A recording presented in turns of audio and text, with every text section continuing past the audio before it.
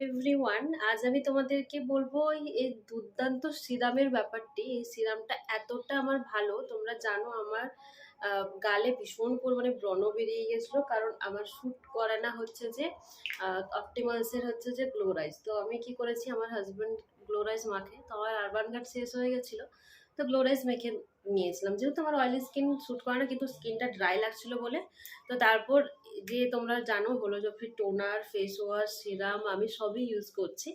তো এই সিরামটা এতটা ভালো, মানে স্কিনে মাখার পর স্কিনটা ভীষণ চকচক করছে, একটা গ্লো ফ্ললেসকে তোমরা কিন্তু পেয়ে যাবে। ভীষণ ভালো সিরাম।